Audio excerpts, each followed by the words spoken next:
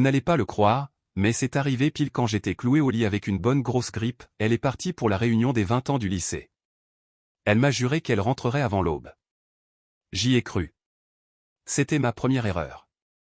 Le soir venu, j'avais un verre de whisky dans une main et une photo dans l'autre, ses lèvres collées à celles d'un type que je n'avais pas vu depuis des années. Son ex. Juste un copain. Cette nuit-là, quelque chose en moi s'est cassé net. L'amour n'est pas mort doucement, il s'est vidé de son sang en accéléré. J'ai surpris ma femme en train de me tromper, et je l'ai fait payer. Pas de drame. Pas de hurlements. Juste des faits glacés, des poings serrés et le divorce le plus propre que vous ayez jamais vu. Quand je l'ai revu 5 ans plus tard, j'ai été choqué par ce qui l'entourait. La vie l'avait puni à la hauteur. C'est le prix de la trahison. Mais ne brûlons pas les étapes. Revenons au commencement. Tout a commencé avec une enveloppe. Elle est arrivée par la poste un jeudi après-midi, coincée entre 2 factures et un prospectus pour le ramonage de cheminée. J'étais au milieu de mon 2e bol de soupe de poulet vermicelle. La grippe m'avait mis KO cette semaine-là comme un arbre sous la tempête quand Sophie est entrée et l'a repérée sur le plan de travail. Oh là là, elle a dit en la soulevant. Mes 20 ans de promo du lycée. J'ai grogné un truc du genre, déjà ? Et j'ai remonté la couverture sur moi. Ma tête cognait, mon nez coulait comme un robinet et tout avait un goût de carton, même la soupe. Elle l'a ouverte et a lu à voix haute comme si c'était une invitation au César. Salle de bal d'un grand hôtel en centre-ville, dîner, cocktail, musique. Elle a même lu le dress code à haute voix, tenue de cocktail. Je m'en souviens bien, parce qu'elle a haussé les sourcils et souri comme si ça lui donnait une excuse pour faire du shopping. Tu devrais venir avec moi, elle a dit, la voix légère, presque joueuse. Ça pourrait être sympa. J'ai reniflé, toussé dans la couverture. Hors de question que je mette une cravate avec cette grippe. Vas-y, retrouve tes anciens copains. Je tiens la baraque ici. En vrai, je n'y ai pas vu malice. Sophie a toujours été du genre sociable. Elle adorait les soirées, les retrouvailles avec le passé. Moi, je suis plutôt terrasse et bière. Toujours été. Je me suis dit que dans quelques jours j'irais mieux et qu'on reprendrait notre routine. Je n'ai pas vu le danger. Elle m'a regardé une seconde comme pour jauger puis a hoché la tête. D'accord. Si t'es sûr. Le vendredi, je suis resté recroquevillé sur le canapé, entouré de mouchoirs, de pastilles et d'une bouteille d'Actimel que je sirotais comme si c'était du pur malt. Sophie a passé la journée dans la chambre à se préparer. J'entendais le sèche-cheveux, la musique en sourdine, le claquement des talons sur le parquet. Quand elle est enfin sortie, je l'avoue, j'ai levé les yeux. Elle portait cette robe rouge. Vous savez, celle que toutes les femmes ont. La robe, qui claque. Celle qui moule pile où il faut, plonge un peu dans le dos pour faire tourner les têtes, et lui donne une démarche un peu plus chaloupée que d'habitude. Je ne l'avais pas vue la porter depuis longtemps. Peut-être pas depuis notre anniversaire il y a 2 ans. Maquillage nickel, cheveux bouclés, ongles vernis. Elle était sublime, et elle le savait. Waouh, j'ai dit, la voix rauque. T'es pas mal du tout. Elle m'a offert un sourire pas arrogant, pas tendre non plus. Entre les deux. Ne m'attends pas, elle a dit en se penchant pour m'embrasser le front. Ses lèvres étaient fraîches, sentaient la menthe. Repose-toi bien. Et elle est partie. Comme ça. Le bruit de ses talons s'est éloigné dans le couloir, la porte d'entrée s'est ouverte puis refermée, et la maison est retombée dans le silence, seulement troublée par le ronron du frigo et mon souffle sifflant. Je me souviens d'avoir zappé sans conviction, cherchant à oublier à quel point j'étais mal. Je me suis arrêté sur un film d'action que j'avais déjà vu 100 fois, avec des courses-poursuites et des fusillades, et j'ai essayé de m'installer. Mais je n'y arrivais pas. Quelque chose clochait. Peut-être son sourire. Peut-être la robe. Je ne sais pas. Je me suis dit que c'était la grippe qui me rendait parano. La fièvre fait tourner la tête, pousse à surinterpréter. Je me suis endormi vers 9 heures, la télé projetant des ombres bleues dans la pièce. Réveillé vers minuit, groggy et frigorifié. Toujours pas de Sophie. J'ai regardé mon téléphone. Pas d'appel manqué, pas de SMS. Je me suis dit qu'elle traînait encore à papoter, à danser, à boire du vin avec ses copines de lycée. Et tant mieux. Elle méritait une soirée. J'aurais juste aimé penser à brancher la bouillotte. Mon dos me faisait un mal de chien. Je me suis levé, la couverture sur les épaules comme une cape, et j'ai traîné jusqu'à la cuisine. Je me suis servi un jus d'orange et je suis resté là, au comptoir, à regarder par la fenêtre noire. La rue était calme. Juste les vieux platanes qui bruissaient dans le vent et une voiture qui passait de temps en temps. Je me souviens avoir pensé, j'espère qu'elle s'amuse bien. Elle avait eu une année pourrie au boulot, et ces derniers mois entre nous avaient été routiniers. Pas dramatiques, pas géniaux. Juste des journées qui passent sans marquer. Peut-être que ça allait nous secouer un peu. Je suis retourné au canapé, j'ai regardé l'heure 23h04. Toujours rien. Je lui ai envoyé un SMS tout simple, ça va. Pas de réponse. J'ai supposé que son téléphone était à plat. Ça lui arrivait souvent. Elle oubliait toujours de le charger. J'ai essayé de chasser les pensées qui montaient.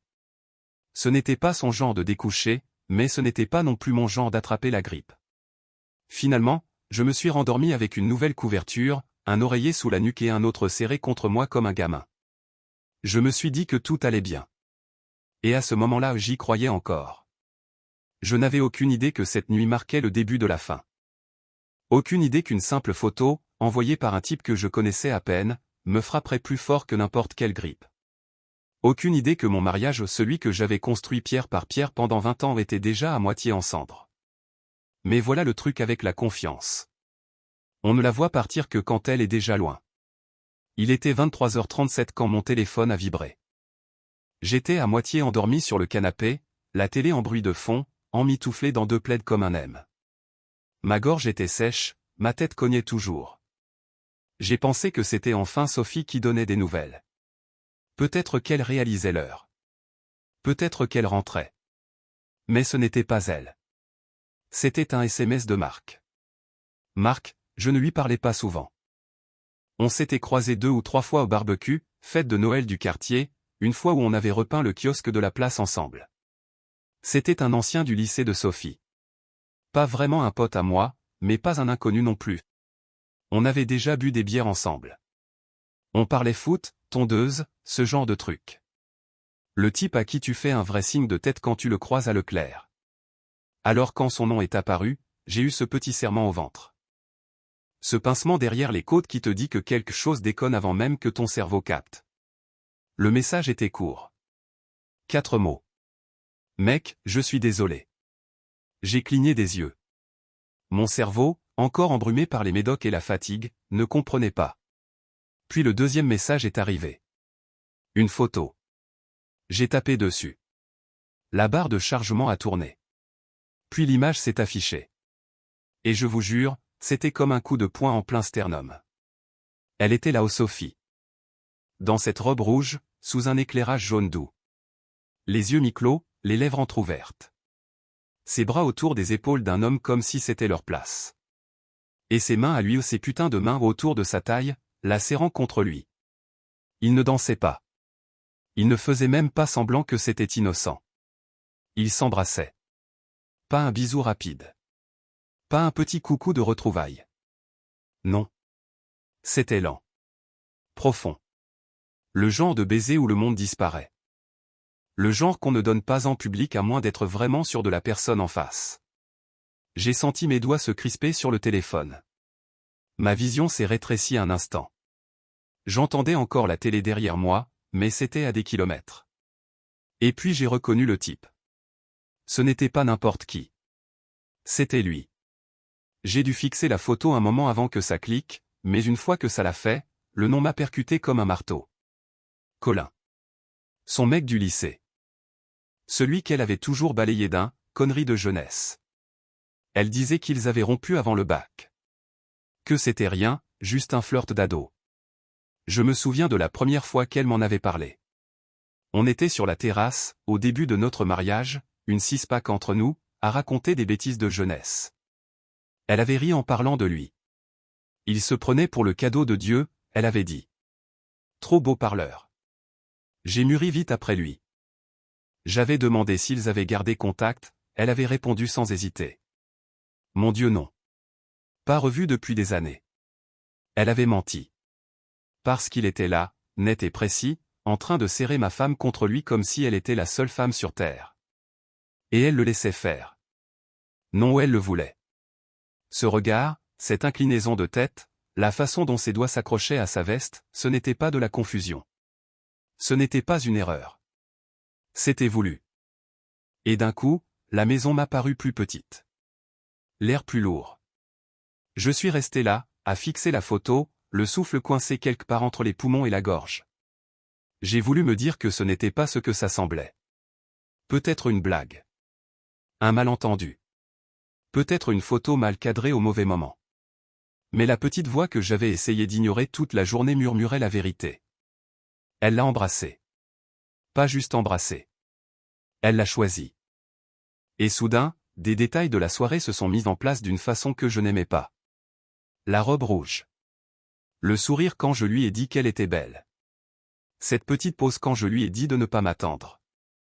La façon dont ses yeux évitaient les miens quand elle m'a embrassé le front. J'avais ignoré tout ça.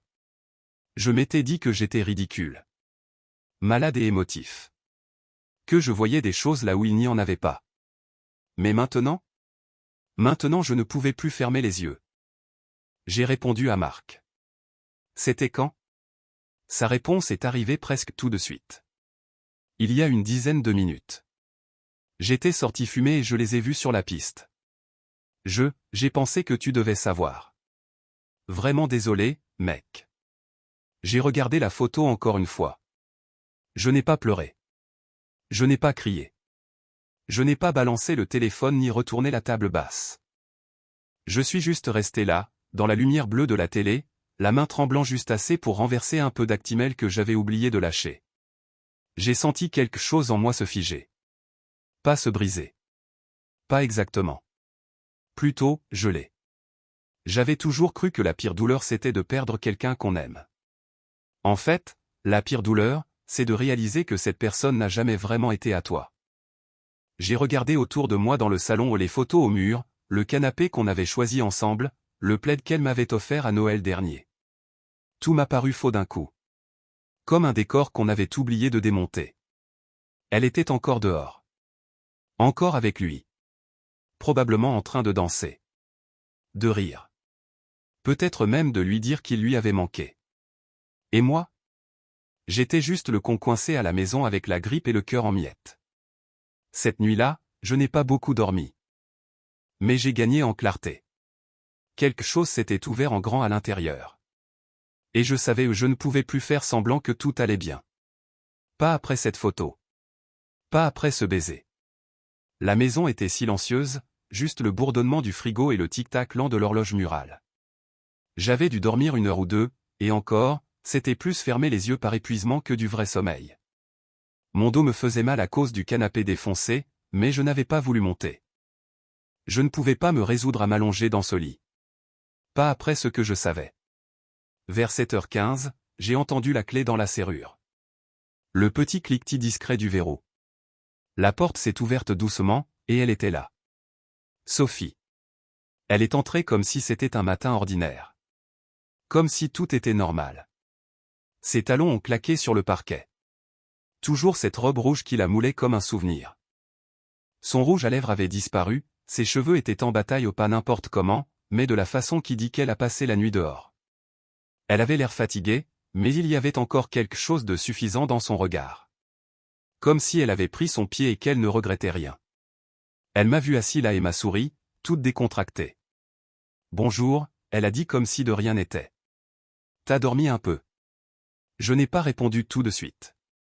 Je l'ai juste regardé.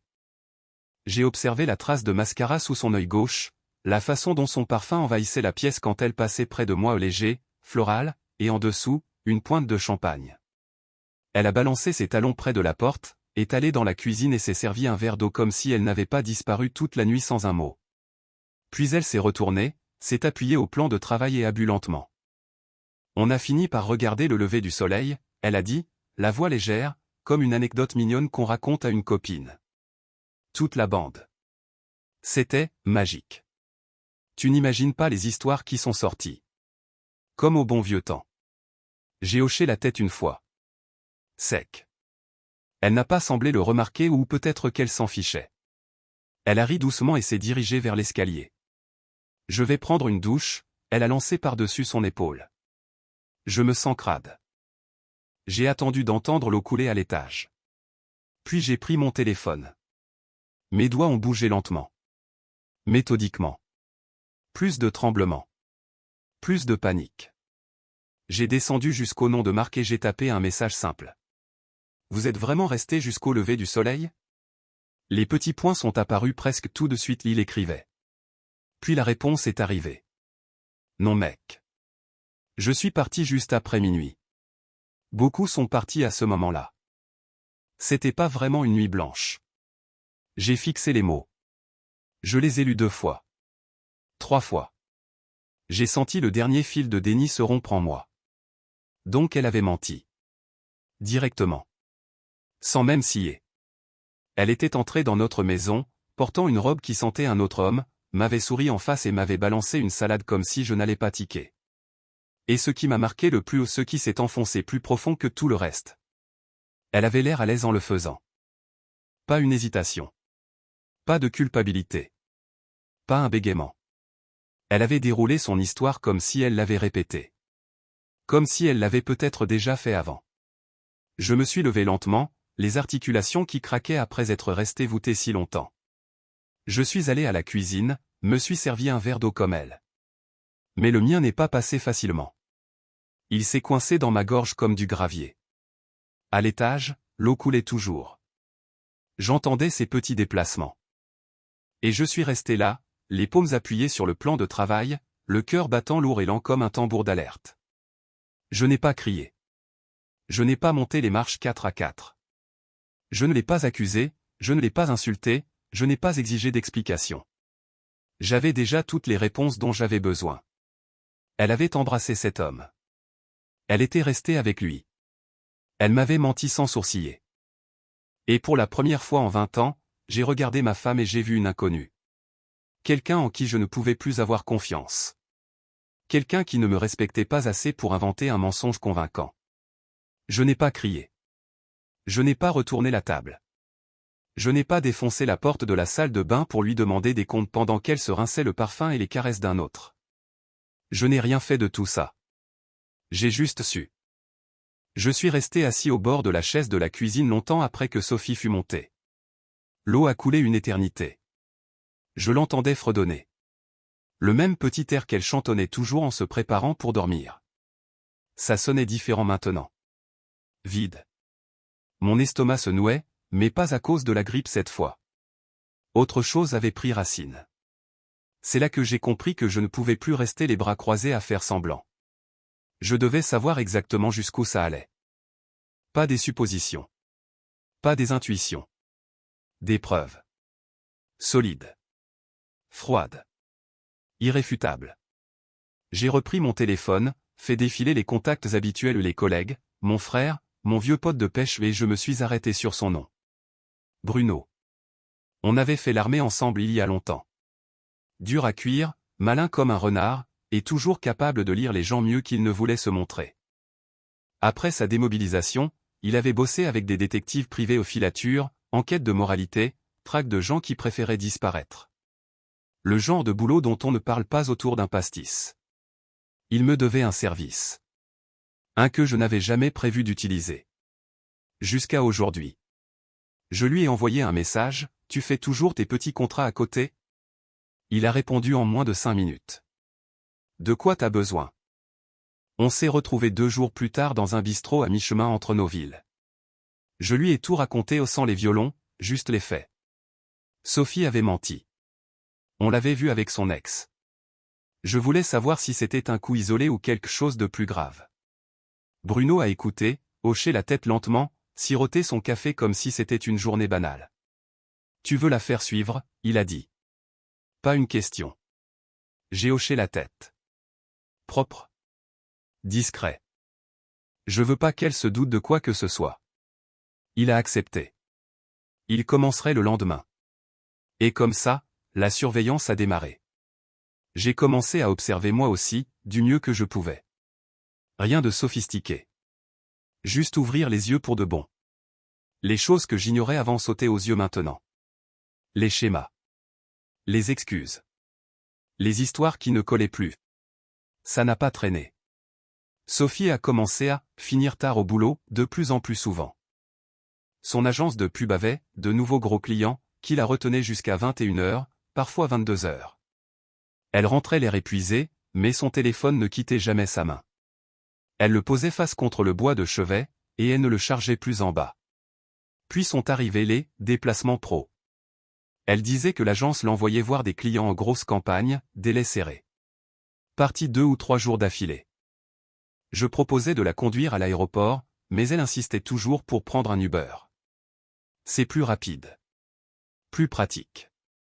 Chaque fois qu'elle faisait sa valise, elle jouait la décontraction. Mais je voyais. La façon dont elle vérifiait 2 fois sa trousse de maquillage. La façon dont elle glissait cette robe rouge, au cas où. Les petits détails qui étaient devenus des fissures dans le pare-brise. Je suis resté muet. Pas de questions. Pas l'air soupçonneux. Mais je notais tout. J'ai commencé à écrire.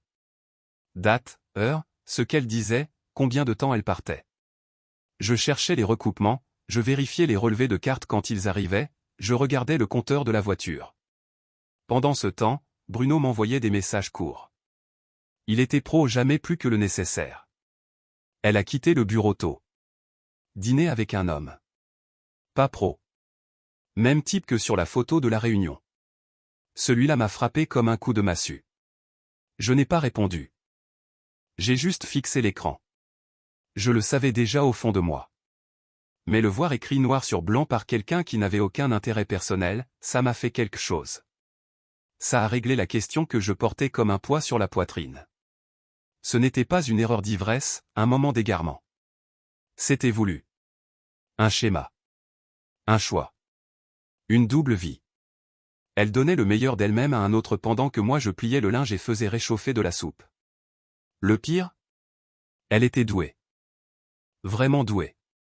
Si je n'avais pas reçu cette photo de Marc, je serais probablement encore dans le brouillard. Et c'est ça qui m'a rendu froid à l'intérieur. Elle m'avait regardé dans les yeux et menti. En souriant. J'ai commencé à m'éloigner doucement. J'ai arrêté de lui demander comment s'était passée sa journée. Arrêté de l'attendre le soir. Je suis resté correct, j'ai fait comme si de rien n'était. Mais dans ma tête, j'étais déjà sorti du mariage, en train de le regarder s'effondrer pierre par pierre. Je me suis enfermé dans mon coin, j'ai bricolé plus souvent sur la bagnole, j'ai fait de longues balades sans but. Juste besoin de prendre l'air et de réfléchir. Bruno continuait d'envoyer des nouvelles. Jamais trop. Juste assez pour montrer la vérité. Et chaque message dessinait le même tableau de plus en plus net. Elle ne rentrait pas tard à cause du boulot. Elle ne partait pas en déplacement pour des clients. Elle le choisissait, lui. Et chaque fois qu'elle rentrait et m'embrassait sur la joue, me demandait si je voulais quelque chose du franc-prix ou me disait que j'avais l'air fatigué, ce n'était pas de l'amour. C'était de l'entretien. Elle maintenait l'illusion en marche. Juste assez pour que je ne regarde pas de trop près. Trop tard. Je voyais déjà tout. Ça a pris environ 1 mois. Bruno n'était pas du genre à bâcler. Je respectais ça. Il préférait faire les choses bien du premier coup. Mesure 2 fois, coupe 1 fois, c'était sa devise. Et dans ce cas, ce qu'il coupait, c'était toute ma vie. J'ai patienté. J'ai regardé les jours passer. J'ai joué le mari aveugle pendant qu'à l'intérieur la tempête montait. Chaque soir elle rentrait avec le même sourire faux, jetait ses clés dans le vide-poche de l'entrée, m'embrassait comme si tout était normal ou à chaque fois, s'alimait un peu plus ce en quoi j'avais cru. Puis un vendredi matin, le message de Bruno est arrivé. J'ai tout. Tu vas vouloir voir ça de tes yeux.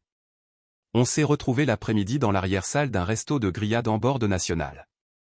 L'endroit sentait la fumée grasse qui colle aux vêtements pendant des heures. Je m'en foutais. Je n'avais pas avalé un vrai repas depuis des semaines. Pas depuis que tout ça me bouffait les tripes.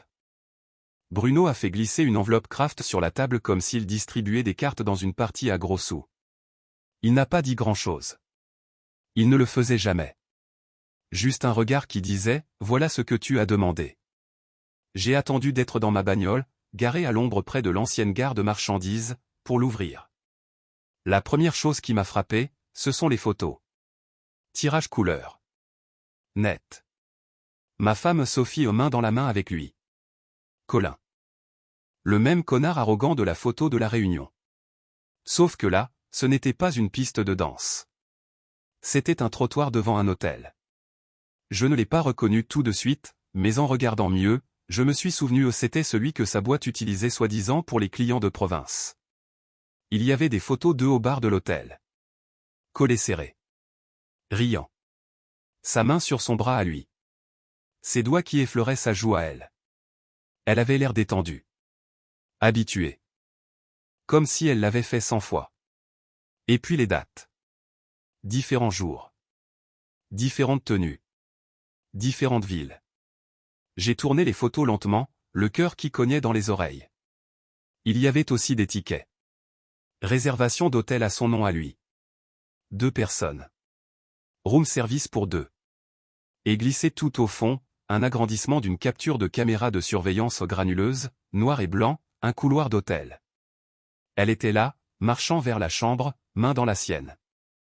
Toujours cette robe rouge de la réunion, collée à elle comme si elle avait été cousue pour la trahison. Ce n'était pas juste une nuit. Ce n'était pas un dérapage de retrouvailles. Ils se voyaient depuis des mois. Peut-être plus. Bruno avait même noté que la première rencontre confirmée datait de 3 mois avant la réunion. Ils se retrouvaient déjà à ce moment-là. Déjà à rire autour d'un verre, à prendre des chambres, à voler du temps entre déplacements et réunions tardives. Chaque fois qu'elle m'avait regardé dans les yeux en disant « c'est juste une grosse journée au bureau », elle mentait. Chaque fois qu'elle me serrait dans ses bras avant de prendre l'avion en disant « tu vas me manquer », elle allait droit dans les bras de l'autre. Ça m'a coupé plus profond que tout le reste. Les mensonges n'étaient pas improvisés. Ils étaient travaillés. Répétés. Lissés. Elle savait comment me berner. Et je l'avais laissé faire. Je suis resté longtemps dans cette bagnole. Pas pleurer. Pas exploser. Juste, assis là. Laisser couler. Laisser peser. Ce n'était pas un moment de faiblesse. Ce n'était pas une crise passagère. C'était un choix. Sophie s'était construit 2 vies et choisissait quand vivre laquelle comme on allume ou éteint une lampe. Notre vie, celle qu'on avait bâtie pendant 20 putains d'années, ou était celle qu'elle éteignait dès que j'avais le dos tourné. Et le pire? Elle n'avait même pas l'air désolée. Pas un seul instant ces dernières semaines où elle avait hésité. Pas un bégaiement quand elle m'annonçait qu'elle repartait. Pas de culpabilité quand je proposais un resto le week-end et qu'elle disait « je suis en déplacement, tu te souviens ?» Elle n'oubliait pas. Elle s'en foutait. J'ai repensé à toutes les choses que j'avais faites pendant des années pour lui faciliter la vie. Les soirs où je rentrais tard pour qu'elle ait plus de liberté. Les vacances que j'organisais, les anniversaires que je n'oubliais jamais, les nuits où je restais debout pour l'aider à préparer ses dossiers. Tout cet effort. Toute cette fidélité. Jetée comme si ça n'avait jamais compté. J'ai regardé la dernière photo de la pile, sa tête sur son épaule dans l'ascenseur. Les yeux fermés. Souriante. C'est là que quelque chose en moi s'est solidifié. Il y a une ligne fine entre avoir le cœur brisé et en avoir fini. Je l'avais franchi. J'ai conduit doucement pour rentrer ce jour-là. Le ciel était couvert. Le vent se levait, les arbres ployaient juste assez pour grincer. Je me suis garé dans l'allée, comme toujours. Rien n'avait changé sur la maison. Les mêmes géraniums qu'elle aimait sous la fenêtre. Le même drapeau tricolore au porche. La même balancelle qu'on avait accrochée l'été après notre emménagement. Mais le sentiment avait disparu. La chaleur. La fierté. Le sentiment de chez soi. Maintenant, ça ressemblait à un décor. Un fond de scène pour un spectacle déjà terminé. À l'intérieur, elle m'a accueilli avec un sourire. Demandé comment s'était passée ma journée. Dit qu'elle m'avait manqué. J'ai répondu que ça allait. Rien de spécial. Juste fatigué. Elle a hoché la tête, m'a embrassé sur la joue et est partie se changer.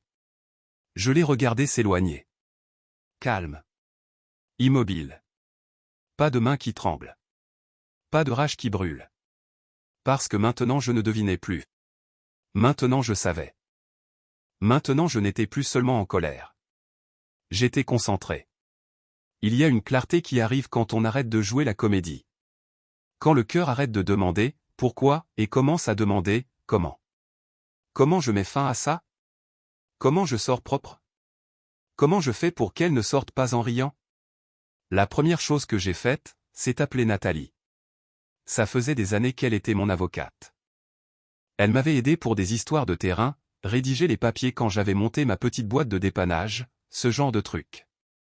Je n'avais jamais eu à l'appeler pour ça avant, mais je me souvenais de ce qu'elle m'avait dit la première fois, je ne me bats pas loyalement. Je me bats intelligemment. C'est ce dont j'avais besoin. Une combattante. Je suis allé à son cabinet dans la ville d'à côté, je me suis assis en face d'elle à son grand bureau en noyer, et je lui ai tout balancé.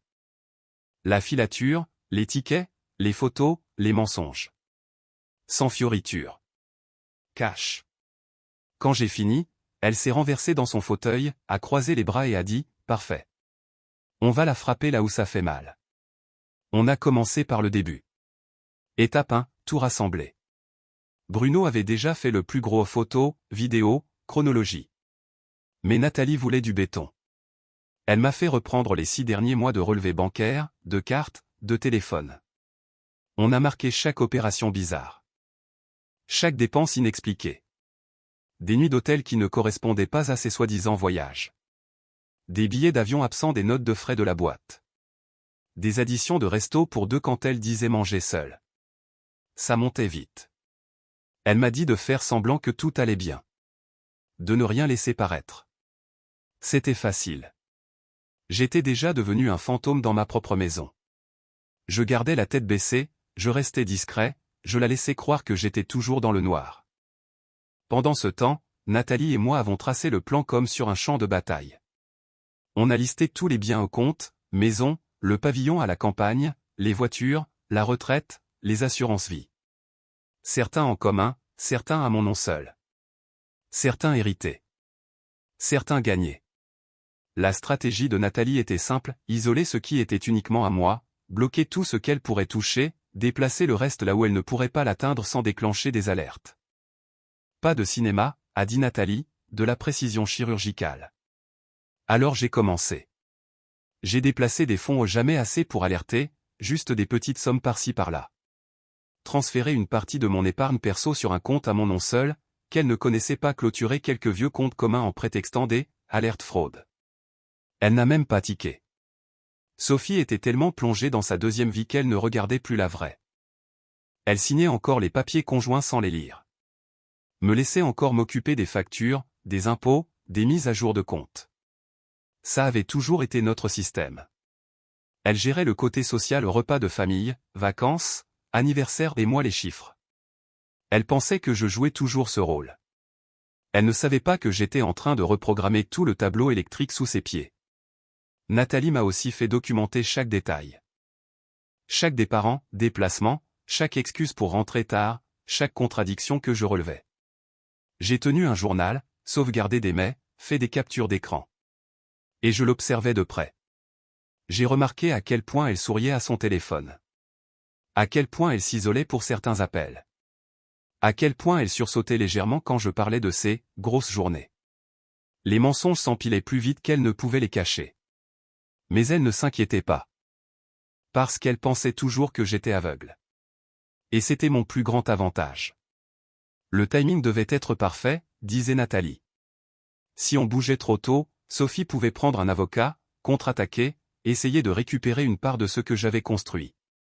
Mais si on attendait, si on accumulait juste le bon levier, on pouvait tout clouer en une seule frappe. Alors j'ai attendu. Observé. Étudier ses habitudes comme un chasseur qui apprend sa proie. Elle partait en déplacement, et je hochais la tête comme un idiot, lui disais « Fais attention à toi », alors que je savais très bien dans quel hôtel elle allait poser sa valise et qui l'y attendait.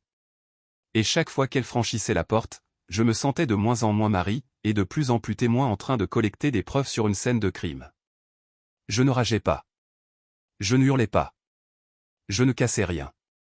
Ce que je ressentais était plus froid que la colère. C'était un but. Il y a eu une soirée 3 semaines après le début du plan où elle s'est assise à côté de moi sur le canapé, les pieds sur la table basse, un verre de chardonnay à la main. Elle a posé sa tête sur mon épaule et a soupiré, « Je suis contente qu'on ait encore ça. Tu sais ? Que ça tienne toujours. » J'ai fixé la télé droit devant. Je n'ai pas bougé. Je n'ai pas répondu. Parce qu'à cet instant, je ne pensais pas à ces mots. Je pensais au jour où je la forcerais à lire la vérité écrite noir sur blanc. Au jour où elle comprendrait que le filet de sécurité qu'elle croyait avoir était déjà parti en fumée. Et quand ce jour arriverait? Elle ne verrait rien venir. Certains disent que la vengeance est un plat qui se mange froid. Moi je dis qu'elle est encore meilleure quand elle est emballée cadeau. Ça faisait des semaines que je préparais le coup, attendant le bon moment, alignant les dernières pièces comme un mec qui termine un puzzle. Chaque détail, chaque mouvement, chaque papier prêt et classé. Le soir est enfin arrivé. J'ai imprimé les papiers de divorce, tous nickel et légaux, exactement là où il fallait. 78 pages de vérité glaciale. Je les ai glissés dans une boîte argentée, j'ai posé un large ruban de satin par-dessus et je l'ai noué comme un paquet d'anniversaire. Ça faisait joli, mais dedans il y avait un couteau. Elle ne l'a pas vu venir. Ce vendredi-là, Bruno m'a prévenu. Elle et son amant avaient réservé une table dans le même hôtel qu'ils utilisaient toujours. Même banquette. Même carte des vins. Même serveur, probablement. Cet hôtel était devenu leur petit monde. J'ai trouvé ça poétique de tout arrêter là. Je me suis habillé propre. Chemise repassée. La montre que je n'avais pas portée depuis des mois. Je n'avais pas l'air d'un homme brisé. J'avais l'air d'un homme en mission. Le restaurant était tamisé, chaleureux, cher. Des bougies vacillaient sur chaque table, du jazz doux flottait comme un mensonge qu'on n'arrive pas tout à fait à attraper. Je suis entré, j'ai donné mon nom au maître d'hôtel comme si j'avais réservé. Il m'a à peine regardé. Peu importe. Je savais exactement où ils étaient. Et ils étaient là. Sophie et Colin. En train de rire autour d'un verre de vin, penchés l'un vers l'autre, sa main posée un peu trop longtemps sur la sienne. Son sourire avait l'air facile, comme si elle n'avait pas un mari à la maison qui savait déjà tout. Elle ne m'avait pas encore vu. Je me suis approché de la table, calme comme un matin de printemps. Sans hâte. Sans rage. Juste posé. Quand je suis arrivé à leur hauteur, j'ai posé la boîte entre leurs assiettes raffinées. Je me suis dit que vous aimeriez ouvrir un cadeau ce soir, j'ai dit, la voix tranquille. Voilà votre vraie surprise. Elle a cligné des yeux, perdue. Il lui a fallu une seconde. Puis elle a attrapé le ruban, ses doigts l'ont effleuré comme si elle sentait déjà que quelque chose n'allait pas. Quand elle a soulevé le couvercle et vu ce qu'il y avait dedans, tout son visage a changé. Ses mains se sont mises à trembler. Sa mâchoire s'est crispée. Et puis la couleur a quitté ses joues comme l'eau qui s'écoule d'un lavabo. Non. Elle a murmuré. Marc, attends, s'il te plaît. Ne fais pas ça. Elle a levé les yeux vers moi, les yeux humides, et a tendu la main comme si elle en avait le droit. Comme si son contact pouvait effacer ce qu'elle avait fait. J'ai fait une erreur, elle a dit. Une erreur stupide. Tu me manques. Je veux réparer. Je suis désolé. Donne-moi juste une dernière chance. Je n'ai pas bougé. Pas scié. Je l'ai regardé droit dans les yeux. T'étais pas désolé quand t'étais collé à lui comme à la sortie du bal de promo. Elle a ouvert la bouche, mais j'ai continué. T'étais pas désolé quand t'as menti sur le lever du soleil. T'étais pas désolé quand t'as balancé notre vie comme si c'était rien. Ma voix n'a pas monté. Pas besoin. T'as eu une deuxième chance tous les jours pendant 20 ans, Sophie. Tu l'as donnée à lui. À ce moment-là, elle pleurait de vraies larmes maintenant. Mais c'était trop tard. Colin était assis là comme un type au milieu d'un accident de voiture. Les yeux écarquillés, la bouche entr'ouverte, serrant son verre de vin comme si ça allait le sauver. Il n'a pas dit un mot. Il savait probablement qu'il n'y avait rien à dire qui n'empirerait pas les choses. Je me suis tourné vers lui, je lui ai offert un petit sourire en coin. Elle est à toi maintenant, champion. Bonne chance. Son visage a tressailli comme s'il voulait répondre, mais il n'a rien dit.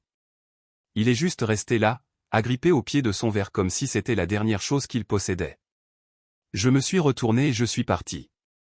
Pas de feu d'artifice. Pas de cris. Juste le bruit de mes chaussures sur le carrelage poli et le léger bourdonnement d'un restaurant qui n'avait aucune idée qu'une guerre venait de se terminer. Dehors, l'air était frais. Propre. Comme si on m'avait enlevé un poids de la poitrine. Je suis allé jusqu'à ma bagnole sans me presser. Le moteur a démarré avec le ronron familier, et je suis sorti du parking comme si je quittais un endroit où je ne reviendrais jamais. Et en vrai, c'était le cas.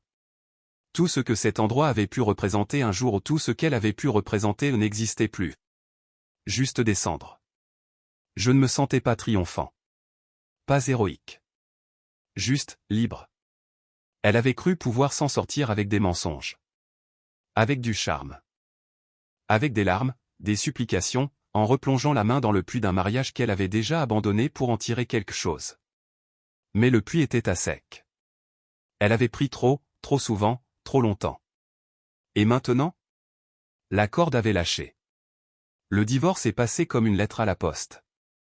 Net, sans traîner. Grâce à Nathalie, chaque document était blindé. Chaque bien verrouillé. Chaque faille cousue. Sophie est arrivée en pensant qu'elle pourrait raconter son histoire, jouer la victime.